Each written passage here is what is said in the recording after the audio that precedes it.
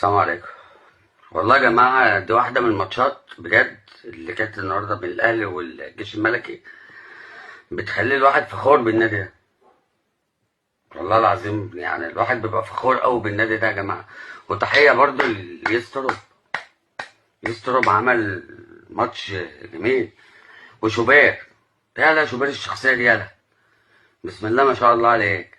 العيال بيحدفوها بيقول لهم هاتوا وريني بتحدفوا ايه، هاتوا حدفوا. هنا تريزيجيه كوينج يعدي بمهارته كويس جدا، وهتلاقيه رمى سكينه المعجون برضو ار2 ابن اللعيبه، لعبها لفه. وهنا طاهر والسرعه وبدنيا الراجل ده شغال على نفسه. للناس اللي بتسال ليه طاهر بيلعب، مروان عطيه يستلم يباصي لاقرب واحد. بن رمضان المميز جدا في الحفاظ على الكوره من ساعه ما جه الاهلي، وانا واخد بالي كويس جدا من ان دي من اهم مميزات بن رمضان. في النهايه ينتصر كابتن وليد صلاح الدين، مبروك للنادي الاهلي وهارد لك للكره الافريقيه القذره. والله ثانيا يا جماعة رجالة الجيش المغربي، فيها رجالة كده ما تصلوا على النبي اهدوا كده.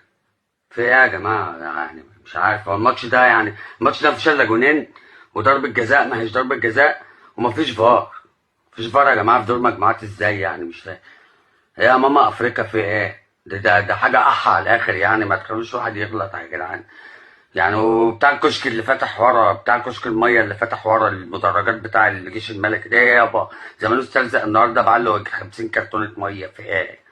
ده زمانه بقى مصنع ميه ورا. ده عمالين يشتري، الراجل فتح ورا عمالين يشتروا منه ويحدفوا علينا، يشتروا منه ويحدفوا علينا. بتاع الكريبات اللي كان حاضر الماتش دوت. يابا انت خلصت شيفتك وطلعت على على الماتش على طول ولا ايه؟ نسيت العده في جيبك يابا؟ يا ما ده بتاع كريبات يا اما نقاش. سكينة المعجون دي إيه اللي نزلها الملعب؟ مش فاهم. انا مش فاهم. ايه ولا شويه خد قلبي يالا. مين تاني؟ تريزيجيه. كل اللعيبه ما عدا كوكا. كوكا قال لي انت لا مش يلا روح، لا شوف انت جاي منين يلا ما تعرفناش، انا مش عارف انت تلعب كوره لا اصلا. يعني اخيرا انا عايز بقول اللي بتوع المغرب عيب كده اللي حصل منكم ده يا رجاله. انا بحب المغرب واهل المغرب وشعب المغرب، اهلهم طيبين.